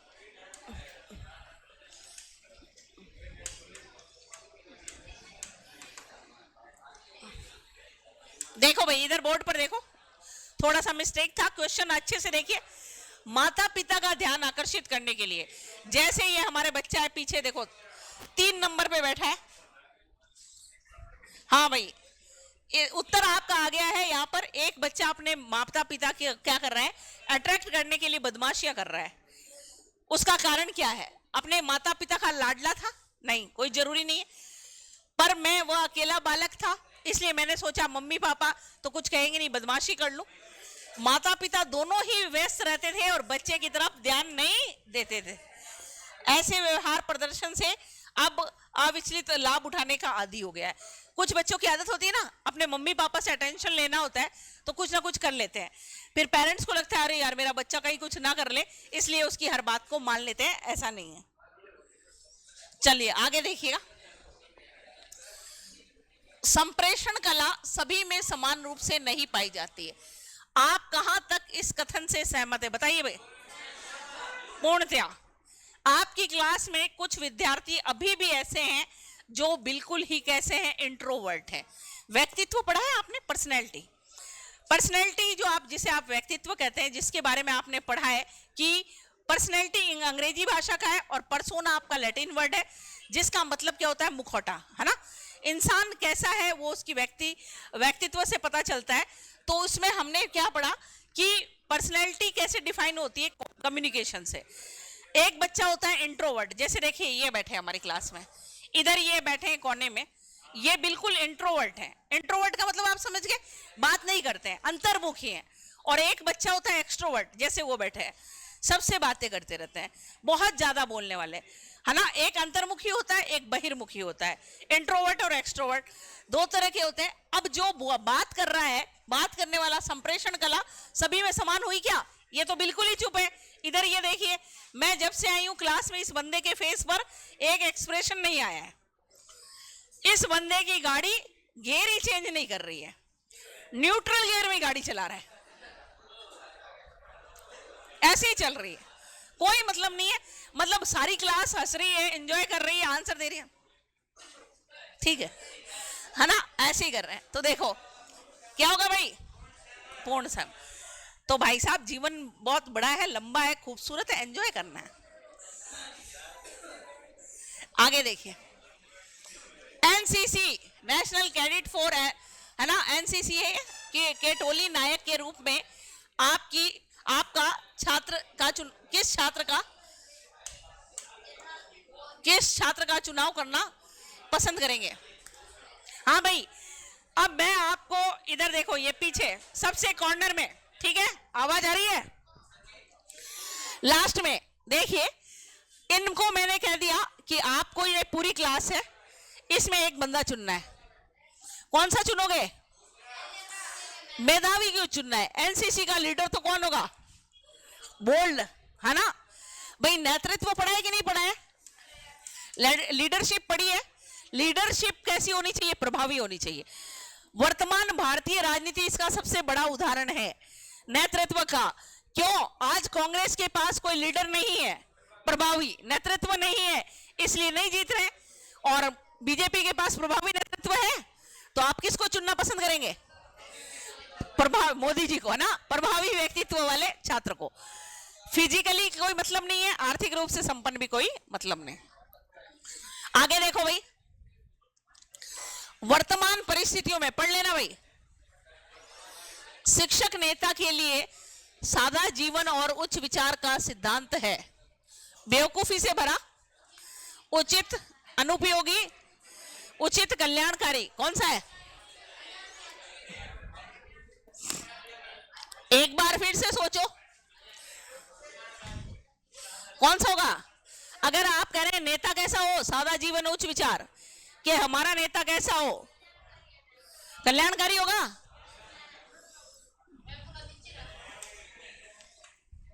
कल्याणकारी हो गया, नीचे ऊपर चला।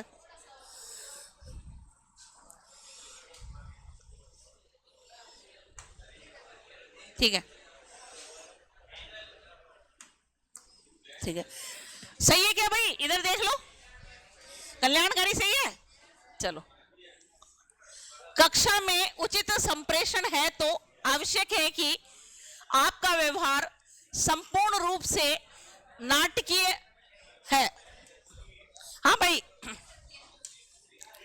अगर देखो पीछे लास्ट बेंच पर से उत्तर आना चाहिए। अगर क्लास में कम्युनिकेशन अच्छा है तब आप क्या करेंगे? आप, हो सकता है, आवश्यक है कि आपका व्यवहार संपूर्ण रूप से नाटकीय हो। मतलब आप क्लास में जाएं एकदम मतलब फॉर्मल नहीं है, इनफॉर्मल से कर रहे हैं, बातचीत कर रहे हैं। ये क्या सही है, सत्य है, असत्य है, संभावित है, कह नहीं सकते। कैसा है भाई? असत्य है भाई। हम लोग वैसे भी, आपको पता है, जब आप लोग टीचर बन जाओगे ना तो एक चीज ध्यान रखना। आज एक बहुत अच्छी बात आपको बता देती हूँ। जब आप टीचर बन जाएंगे स्पेशली, तो आप किस परिस्थिति से गुजर कर आए हैं वो उसका प्रभाव आप अपने बच्चों पर नहीं पड़ने देंगे। मान लीजिए कि हम घर से आए, हमारे घर के हालात क्या थे, हमारे सुनील जी घर पे फाइटिंग करके आए हैं और यहाँ आकर सोच रहे हैं, क्लास आगे में गुस्से से आए और आते ही एक बच्चे को चपका दिया। नहीं, ऐसा नहीं करना है ना। तो हाँ, अपना जो है वो आप अपने बच्चों पर मत आने दीजिए। बच्चों के लड़ाकू स्वभाव को सुधारने का सबसे कारगर तरीका क्या होना चाहिए? कोई बच्चा लड़ाकू है, लड़ाई करता ही रहता है, क्या करोगे भाई? बताओ जल्दी से। 3 नंबर, उसकी उपेक्षा करना, उसको अलग रखना, व्यवहार के कारणों की जांच करना, व्यवहार को दंडित करना। क्या होगा भाई? एक बात बताओ, ये तो सारी चीजें सही है, आंसर आपका बिल्कुल सही है, ठीक है। अब मुझे एक चीज बताओ, क्या सच में ऐसा होता है? नहीं होता है ना? होता है। आपने कहा है तो मैं मान लेती हूं कि ऐसा होता है, पर क्या हमने जब पढ़ाई की तो सच में ऐसा हुआ? हुआ? मैं तो नहीं मानती।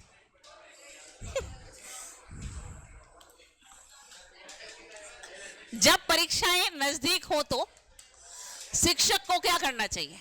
बताओ भाई। शिक्षक को महत्वपूर्ण प्रश्न बता देने चाहिए। मेरा रिजल्ट 100% रहे, इसलिए मैं अपने स्टूडेंट को आते ही कहूंगी, फर्स्ट चैप्टर का तीसरा चौथा, दूसरे का 10वां 9वां और तीसरे का 11वां 12वां याद कर लेना, यही तुम्हारे टेस्ट में आएगा। ऐसी कंडीशन में क्या रहेगा? सही रहेगा? तो ये क्या रहेगा? सही है क्या? पाठ्यक्रम को पूरा करने के लिए विद्यार्थी को घर बुलाना चाहिए कि आ जाओ छोरो, घर पे पढ़ने के लिए ट्यूशन पैसे दे देना, है ना। या फिर स्कूल में अधिकतम समय देकर पाठ्यक्रम पूरा कर देना चाहिए और विद्यार्थियों से पाठ्यक्रम स्वयं पूरा करने को कर देना चाहिए। बच्चों को कह दो खुद ही पढ़ लो। कौन सा है? सब अच्छे टीचर बनने वाले हो भाई, सब। हाँ, तो तुम भी तो बनोगे। 50 में तो तुम भी हो, 30 तो तुम भी ले लोगे। मतलब आप क्या चाहते हो? आप पहले से ये सोच रहे हो हमें कुछ नहीं मिलेगा।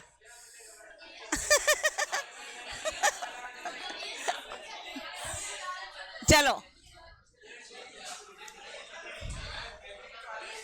हाँ भाई, इधर देखिए।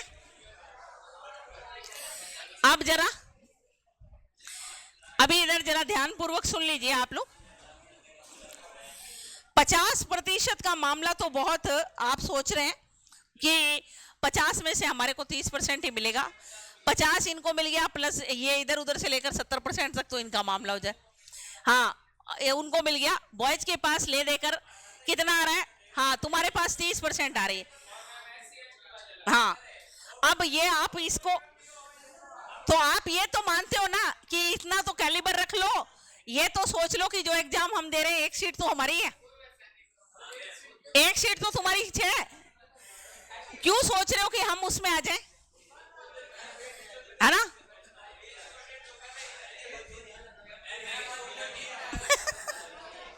चलो इधर देखो,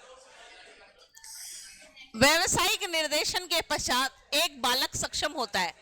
हाँ भाई इधर देखो, 50% छोड़ दो, अभी फिलहाल बीएसटीसी का पेपर देने की सोचो। व्यवसायिक निर्देशन के पश्चात एक बालक सक्षम होता है व्यवसाय प्राप्त करने में, व्यवसाय का चयन करने में, स्वतंत्र निर्णय लेने में, व्यवसाय के विश्लेषण में। अब ये बताइए व्यवसायिक निर्देशन क्या होता है? आजकल आप लोग एक वर्ड सुनते हो, काफी ट्रेंड में आ गया है, करियर काउंसलिंग। सुनते हैं आप? अगर आज आप क्लास में ध्यान से सुन रहे हैं तो बहुत सारी अच्छी चीजें सुन लेंगे। करियर काउंसलिंग होती है, बच्चा 12th पास कर लेता है, उसको बिठाया जाता है काउंसलर के पास और फिर काउंसलिंग की जाती है कि आपको क्या, कौन सा सब्जेक्ट लेना है और क्यों लेना है और उसका आगे फायदा क्या होने वाला है। जबकि पहले के जमाने में अगर हम गांधी जी की शिक्षा पद्धति की बात करें, जहां उन्होंने व्यावसायिक शिक्षा की बात की थी, उस समय को अगर आप देखते हैं तो आप क्या पाएंगे कि व्यावसायिक शिक्षा थी। अगर बच्चे को आप प्रोफेशनल गाइडेंस दे देते हैं तो क्या होगा, बच्चे को बड़ी आसानी रहेगी क्या करने में, व्यवसाय का चयन करने में। वो मिसगाइड नहीं होगा और बिल्कुल सही तरीके से अपना काम कर लेगा। जैसे आपकी क्लास में बहुत सारे बच्चे ऐसे हैं जिनको कोई मतलब नहीं है, वो बीएसटीसी का पेपर सिर्फ और सिर्फ इसलिए दे रहे हैं क्योंकि उनके सारे फ्रेंड्स दे रहे हैं। देखिए एक कुछ बच्चे यहाँ ऐसे बैठे, मैं आपको बता देती हूँ, जो अपने करियर को लेकर काफी मतलब सीरियस है और उनको पता है टीचिंग ही मेरा करियर है और मुझे इसमें ही आगे जाना है। तो वो बच्चे, मैंने आपको क्लास में भी एक बार बताई है कि आप में से वही लोग पास होकर जाएंगे जो लोग लास्ट तक पढ़ रहे हैं कॉन्टिन्यूस। आपने जब भी कोई एग्जाम के लिए अप्लाई किया है तो एक चीज मानकर चलिए, अप्लाई करने वालों की एक भीड़ होगी। जिस दिन आप पेपर देने जाएंगे ना, उस दिन आपको पता चलेगा 7 लाख लोगों ने फॉर्म भरा, 5 लाख लोगों ने भरा, इतने लोगों ने परीक्षा दी। तो काफी लोग तो सिर्फ अपना टाइम पास करने के लिए जा रहे हैं कि बस देख आते पेपर कैसा होता है। कुछ लोग सीरियसली पढ़ने के लिए पढ़ करके जाते हैं कि मुझे एग्जाम क्रैक करना है। तो आप अगर उनमें से हैं और लास्ट तक पढ़ रहे हैं तो निश्चित रूप से आप एग्जाम क्रैक कर पाएंगे। और अगर आपने ये सोच लिया कि ठीक है परीक्षा तो दे ही देते हैं, पास हो गए तो ठीक है और नहीं हुए तो भी ठीक है, तो वो वाली फिर आपकी लुकआउट होती है। यही चीज अगर आप इसी चीज को आगे जाकर कंटिन्यू रखते हो ना, तो आप ध्यान रखना, आप बीएसटीसी फिर लेवल 1, और मैं तो ये ईश्वर से प्रार्थना करूंगी कि फिर आप सेकंड ग्रेड बने, फर्स्ट ग्रेड बने, एजुकेशन डिपार्टमेंट में जाएं, है ना, ये सब करें। लेकिन उसके लिए आपको क्या होना पड़ेगा, सीरियस होना पड़ेगा अपने कैरियर को लेकर। वैसे सीरियस नहीं होना है, बच्चों को चिढ़ाना या उनका मजाक नहीं उड़ाना चाहिए, उचित नहीं होता, छात्रों को आज्ञा पालन हेतु प्रेरित नहीं करता, छात्रों के अनुकूल नहीं है, कुछ कह नहीं सकते। छात्रों के अनुकूल नहीं है, एक बार और देख लो भाई, क्या आप किसी बच्चे को मजाक उड़ा रहे हो, क्या ये सही है? और एज ए टीचर तो बिल्कुल भी सही नहीं होता। अगर एक बच्चा आपकी क्लास में हेल्दी है ना, आप उसको कह रहे हो मोटे इधर आ, तो क्या ये अच्छी बात है? नहीं है ना। तो सबसे पहला ऑप्शन ही अपने पास क्या है, उचित नहीं होता है। और अनुकूल नहीं है, ये भी ले, अनुकूल का मतलब क्या होता है कि उसके अकॉर्डिंग नहीं है, और उचित नहीं का मतलब बिल्कुल सही नहीं है, प्रॉपर वे में नहीं है। तो किसी का मजाक उड़ाना अच्छी बात है क्या? नहीं है ना, तो उचित नहीं है। और अगर देखोगे तो अगर आपने उस बच्चे के साथ ऐसा बिहेव किया ना, तो बच्चा आपकी बात भी नहीं मानेगा, बिल्कुल नहीं मानेगा। चलिए, सामाजिक रूप से परिपक्व व्यक्ति अपनी बात कहता है। देखिए, एक मैच्योर आदमी है आपकी क्लास में, आपकी क्लास में इतने सारे आप बच्चे हो, और इतने सारे बच्चों में से कुछ बच्चों को अगर यहां पर मैं स्टेज पर बुला लूं और कहूं, ध्यान से सुनिएगा, अगर मैं आपको यहाँ पर बुलाऊं और ये कहूं कि आज आपको एक टॉपिक दिया जाता है कि आज आपको अपनी बात कहनी है किसके पर, महिला आरक्षण पर, कुछ नहीं कहेंगे। देखो इनका उत्तर आया। तो अब आप अगर मैच्योर पर्सन है, यहां पर क्या वर्ड लिखा रहा है, आप मैच्योर हैं, समझदार हैं, क्योंकि इस क्लास में लड़कियां भी बैठी हैं। ऐसा कुछ नहीं बोलना है कि वापस प्रसाद मिल जाए, प्रसाद समझ गए, आंसर भी आ जाए। तो सुनने वाले के अनुसार ऐसा नहीं है कि तुम्हारे मन में तो बड़ा गुस्सा है पर तुम देख रहे हो खरी खरी देख रही छोरी कुटेला क्लास बचे है तो ठीक है, हाँ नहीं मिलना चाहिए, 50% दे देना चाहिए। ऐसा भी नहीं करना है कि भाई उनको खुश कर दे कि हाँ भाई तुम मिल गया, हाँ अच्छी बात है। फिर गर्व के साथ, हाँ मैं बिल्कुल सही हूं, तुम लोगों को तो मिलना ही नहीं चाहिए, कभी नहीं मिलना चाहिए, है ना, प्राउडली बोल रहा है एक लड़का खड़ा होकर के। तो फिर ये भी नहीं होना चाहिए। प्रभावात्मक तरीके से आप बात बताइए कि देखो आप लोगों ने जो आपको मिला है तो ये गलत है, क्यों गलत है बताइए आप उसको। कि आप जहां एक साइड में मैडम बात करती हैं किसकी, सामाजिक समानता की, संवैधानिक समानता की, जब आपने संविधान में समानता का अधिकार महिलाओं ने मांगा, आपको समानता का अधिकार दिया गया है कि धर्म, जाति, लिंग और रंग के आधार पर किसी से भेदभाव नहीं होगा, आप और हम बराबर हैं। जहां आपको पैसे की बात आई तो समान वेतन समान कार्य है, तो फिर आपको यहां पर क्यों चाहिए। आप अच्छी तरीके से आप ये बात कहेंगे तो अगले को भी समझ में आएगी, किसी को बुरा भी नहीं लगेगा, और आप लोगों को ये भी पता चल गया कि आपने अपना पक्ष बहुत ही स्ट्रांग तरीके से रखा है, आपके पास फैक्ट्स थे। आपने ये भी बता दिया कि एज ए ह्यूमन बीइंग हम आपको सपोर्ट करते हैं, बट ये सोशल रूप से क्या है, अच्छा नहीं है। भाई मैं लड़का हूं, तुम लड़की हो, मैं मानता हूं तुम दिया, अच्छी बात है, पर ये सामाजिक ये कोई तरीका नहीं हुआ कि हमारे साथ ज्यादती कर दी जाए। तो आपने अपनी बात किस तरीके से लोगों के सामने रखी है, प्रभावपूर्ण तरीके, तो अगला सुनने के लिए मजबूर हो जाएगा, है ना। नेक्स्ट देखिए, शिशु की प्रथम पाठशाला है, किंडरगार्टन, नर्सरी, माता पिता और परिवार। अरे माता पिता भी तो परिवार में आते हैं ना, तो परिवार कर दें या माता पिता कर दें। शिशु की प्रथम पाठशाला कौन होते हैं, तो देखो परिवार में मम्मी पापा दादा दादी सभी आते हैं ना। और यहां पर एक अलग भी ऑप्शन दे रखा है,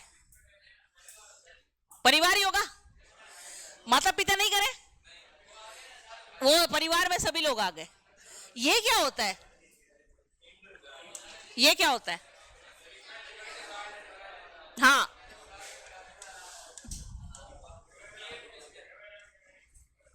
केजी बोलते हो, बच्चा कौन सी क्लास में पढ़ता है, हाँ केजी में पढ़ता है, किंडरगार्टन क्या है, कैसे पढ़ाए जाते हैं किंडरगार्टन में बच्चों को, केजी में कैसे पढ़ाते हैं, हाँ लर्न विद प्ले, खेलो और पढ़ो। आपको क्या करना है, पढ़ना भी है और क्या करना है, एंड प्ले, खेलो भी और पढ़ो भी। हम हिंदुस्तान में रहते हैं, हमारे यहाँ आप सभी देखो शिक्षक बनोगे, और मैं आपको एक चीज बताती हूँ, अपन को गवर्नमेंट स्कूल में पढ़ाने को जाना है, अपने पास डिजिटल बोर्ड भी नहीं होगा, व्हाइट बोर्ड भी नहीं होगा, हमको पढ़ाना वो हरे वाले बोर्ड पे, काले वाले बोर्ड पे ही पढ़ाना है, समझ गए, या तो कलर हरा होगा या काला होगा, और मोस्टली काला ही होगा, चौक मिलेगी। अब वहां पर आप जो बोर्ड पे लिखोगे और बच्चों को पढ़ाना शुरू करोगे, तो हमारा एक ही सिस्टम होता है कि हम बच्चे को अगर पढ़ाते हैं, लिखो बच्चे ए, ठीक है, बच्चे को लिखना नहीं आता है, हम उसको कॉपी में लिख के देते हैं और फिर उसको कहते हैं कि उसके ऊपर वापस से ऐसे करो, यही करवाते हैं। फॉरेन का एजुकेशन सिस्टम क्या कहता है, ऐसे नहीं पढ़ाना है। और जिनमें आप में से जो बच्चे मेरी क्लास में बैठे हैं और इंग्लिश मीडियम स्कूल में पढ़े और बहुत अच्छी स्कूल में पढ़े, आपने उनके पास एक चीज देखी होगी, नहीं तो आज देख लो, अपन को टीचर ने क्या पढ़ाया, ये पढ़ाया, आ से अनार पढ़ा दिया, और अपन भी यही पढ़ाएंगे जाकर के, सीधी सी बात है। अब वहां पर क्या होता है, बच्चे की कॉपी जब आएगी ना, आप पहले दिन अपने बच्चे को स्कूल पढ़ने भेजेंगे, आप कहोगे ये क्या टीचर है, क्या करके भेजा है इसने, बस लाइन खींच के भेज दी, दूसरे दिन बच्चा गया, आपने कॉपी देखी, ये क्या तरीका है, बच्चा वही ऐसे ऐसे लाइन खींच के आ गया, तीसरे दिन आप गए, कॉपी आ गई, अरे ये क्या तरीका है यार, ये कौन सा तरीका है, एक दिन ऐसे लाइन खींच दी, एक दिन ऐसे, एक दिन ऐसे, फिर हम गए, पता नहीं चला, क्योंकि हमने इस मेथड से पढ़ा ही नहीं। अब वो टीचर ने इसको क्या बताया, स्लैंटिंग लाइन, है ना, स्टैंडिंग लाइन, सीधी लाइन। अब वो जाकर के क्या करेगा, ऐसे सारी लाइनें बच्चे को सिखा देगा। बच्चे को सारी लाइनें आ गई, उसके बाद वो अपन को एप्पल वाला बताएगा, ये वाली खींचनी है बेटा, फिर ये वाली खींचनी है, फिर ये वाली खींचनी है। क्या बना, A4, है ना। तो बच्चा सीख गया, और अपन उसको मार मार के, थप्पड़ मार मार के उसको पेंसिल से ऊपर से घिसवा रहे हैं, कॉपी फाड़ रहे हैं, फिर भी बड़ी मुश्किल से सीख रहा है। और उससे भी अच्छा मेथड आप जाइए फॉरेन कंट्रीज में, उनका क्या सिस्टम है, ये तो हमारे इंडिया में आ गया है। फॉरेन कंट्रीज में आपको एक ऐसा मिलेगा, लकड़ी का एक इंस्ट्रूमेंट होता है आगे, उसके अंदर एक ऐसे लकड़ी लगी हुई होती है, और बच्चा जब पढ़ने के लिए जाता है तो उसको कहते हैं बच्चे पढ़ना थोड़ी है, आपको कुछ भी नहीं पढ़ना है। बच्चा कहता है पढ़ना ही नहीं है, खुश हो गया बच्चा, खिलौने दे दिए। अच्छा बच्चे देखो यहाँ पकड़ो इसको, ये ऐसे ही है, ये पकड़ो। अब बच्चा क्या करेगा, उसका हाथ ऐसे, टीचर क्या कर रहा है, ऐसे कर रहा है। अब देखो उसने काफी सारी क्या चीजें सीखी, अगर वो ऐसे कर रहा है।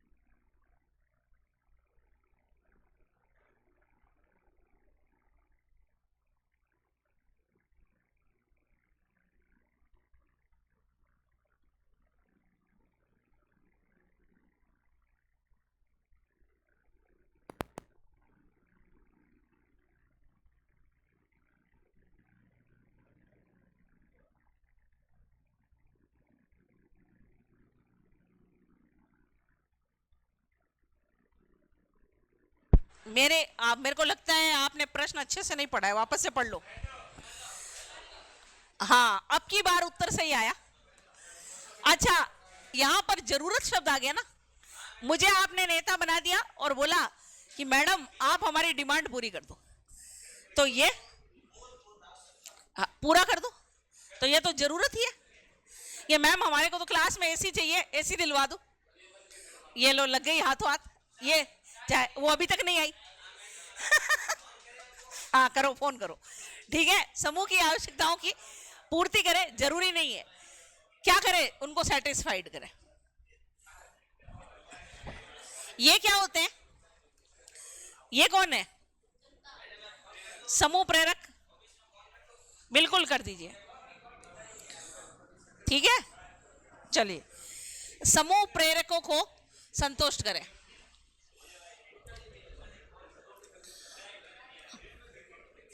बाल्यावस्था में बालकों की दोस्ती का केंद्रीय बिंदु है, बताइए। बौद्धिक और शैक्षिक स्तर, सामाजिक स्तर पर परिवार और मित्रों के साथ सहभागिता। दूसरा प्रश्न को अच्छे से पढ़ो। जब बच्चा छोटा होता है, बाल्यावस्था है, बालकों की दोस्ती का केंद्रीय बिंदु क्या है, बौद्धिक और शैक्षिक स्तर। क्या बच्चा ऐसा देखता है क्या, अच्छा मैं फर्स्ट डिवीजन लाया हूं 80%, इसके भी 80% होंगे तो दोस्ती करूंगी, नहीं, यही तो हुआ, मेरी क्लास में पढ़ेगा तो दोस्ती करूंगी, नहीं। सामाजिक स्तर पर समानता, मेरे पापा गवर्नमेंट में जॉब करते हैं, उसके पापा गवर्नमेंट जॉब करेंगे तो उसको ही मैं दोस्त बनाऊंगी, नहीं। उसके पापा बिजनेसमैन है, मेरे पापा बिजनेसमैन है तो हम दोस्त होंगे, नहीं। ये भी गलत हो गया, ये भी गलत। परिवार और मित्र के साथ बच्चा दोस्ती करता है, कभी नहीं करता है। किसके सहभागिता, बच्चा किससे दोस्ती करता है, वेरी गुड, देखा ये टैलेंट था, है ना।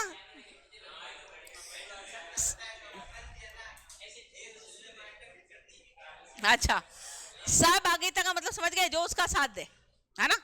ये तो कह रहे हैं 3, परिवार और मित्रों के साथ, तो ये तो बोल रहे हैं उसकी उनकी दोस्ती का केंद्रीय बिंदु क्या है, सहभागिता। जो हमेशा क्या करे, उसकी बदमाशी में उसका साथ दे, जो कुछ भी काम करे उसका साथ दे, वो उसका दोस्त होता है। दोस्ती हमेशा ऐसे लोगों से होती है जो हमारे जैसे होते हैं, अपोजिट वालों की दोस्ती नहीं होगी। चलिए देखिए, संप्रेषण कौशल अर्जित किया जा सकता है, यह कथन कैसा है? सत्य, लगभग सत्य, कटु कटु सत्य, असत्य। कैसा है भाई? पक्का? मतलब क्या कहना चाह रहा है? कम्युनिकेशन स्किल अर्जित की जा सकती है। पक्का? सही है? एक बार और देख लो। नहीं देखना है? एक बार और सोच लो, लास्ट मौका दे रही हूं, देख लो। सही है? देखो देखो।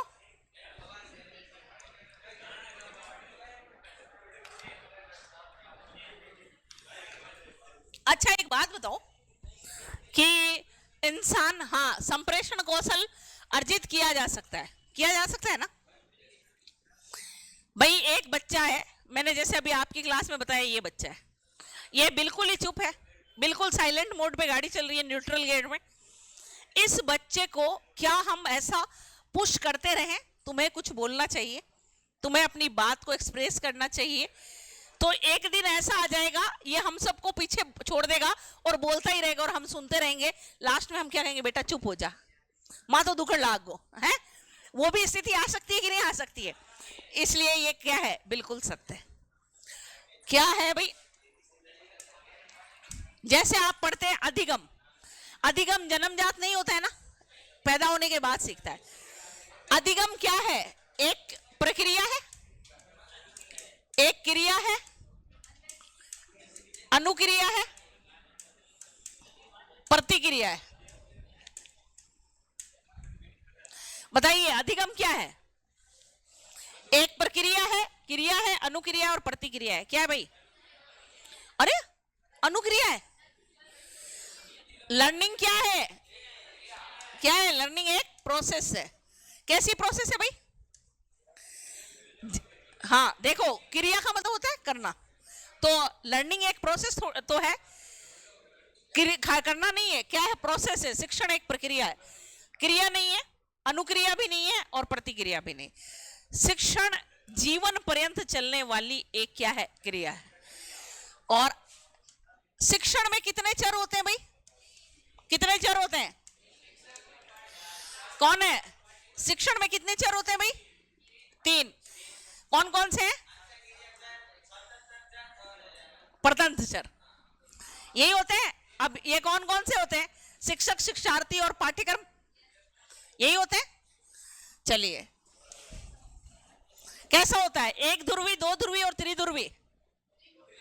कैसा होगा? एक ध्रुवी, द्विध्रुवी और त्रिध्रुवी। 3 भाई, आप ऐसे ही तो बनाते हो। त्रिमुखी होगा, त्रिध्रुवी कहो, त्रिमुखी कहो, एक ही बात है। मतलब ट्रायंगल कैसा बन रहा है? 3, शिक्षक, शिक्षार्थी और सिलेबस बन गया। चल, ये हो गया टीचर, स्टूडेंट, और ये क्या हो गया? सिलेबस। सिलेबस हो गया।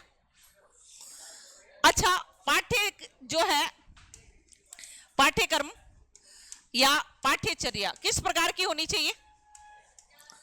पाठ्यचर्या, करिकुलम कैसा होना चाहिए? पाठ्यक्रम या पाठ्यचर्या किस प्रकार की होनी चाहिए?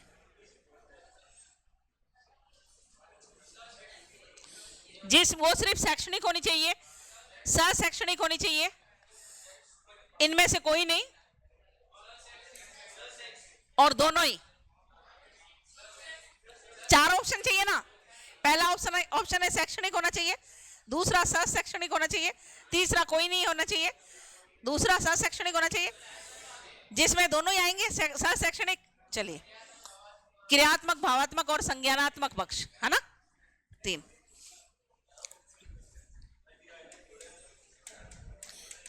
एक आदमी पढ़ा है,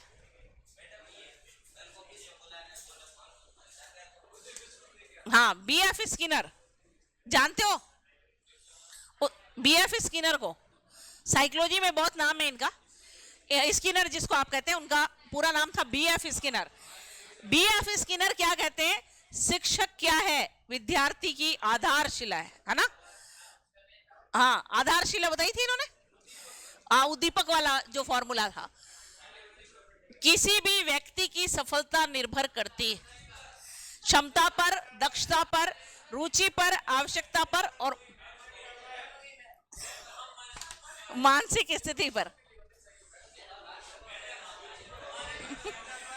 किस पर? किस पर? दक्षता पर। रुचि पर कैसे हो सकती है भाई? किसी भी व्यक्ति की सफलता किस पर निर्भर करती है? उसकी रुचि पर। प्रश्न पढ़ो। अच्छा चलो मैं आपको एक बात बताती हूं।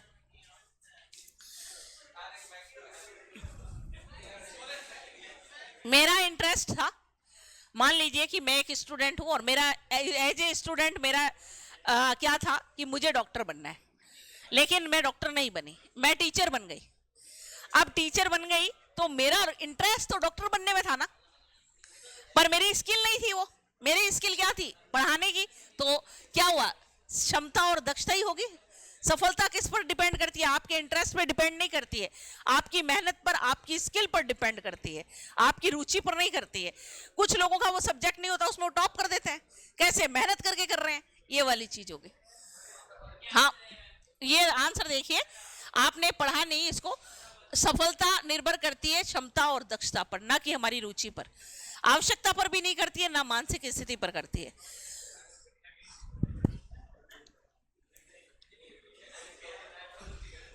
देखो भाई इधर,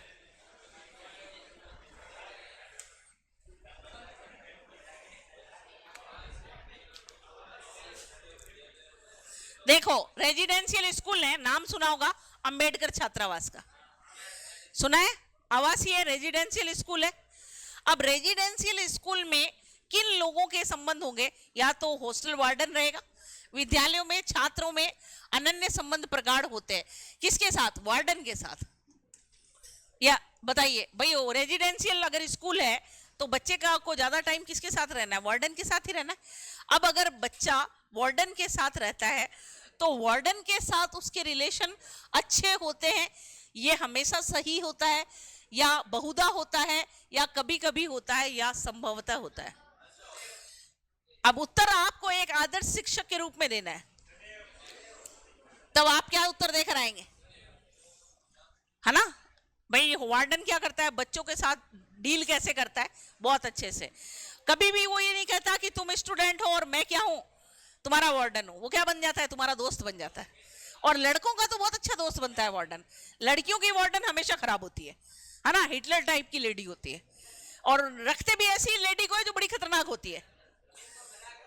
हाँ, और जेंट्स लोग जो होगा हॉस्टल और जेंट्स वार्डन होगा वो बहुत अच्छा होगा, फ्रेंडली होगा। और लेडी वार्डन होगी वो आप हमेशा देखना खड़ूस होगी, है ना? सही है, बिल्कुल साइकोलॉजिकल फैक्ट है ये। तो आप यहां पर पढ़ रहे हैं कि आवासीय विद्यालय में वार्डन के संबंध कैसे होते हैं? हमेशा अच्छे होते हैं। अब अगर ये बता दे, अगर शिक्षक और शिक्षार्थी का संबंध बताया जाए तो बताओ भाई, शिक्षक और शिक्षार्थी का संबंध कैसा होगा? बताइए। शिक्षक और शिक्षार्थी के मध्य कैसा संबंध होना चाहिए? बताइए। मित्रतापूर्ण। और कुछ?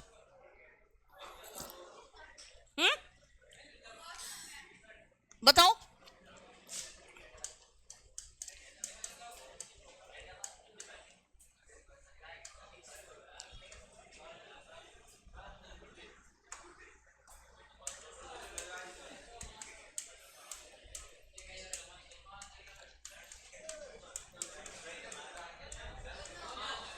आप बताइए।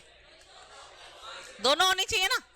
टीचर दोस्त की जगह दोस्त भी होना चाहिए, और जहां वो गुरु है उसको गुरु की भूमिका भी निभाए। हाँ, अब क्या करें?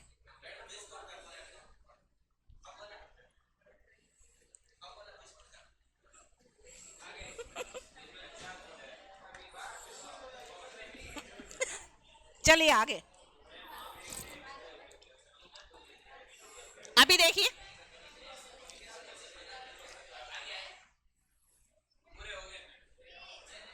है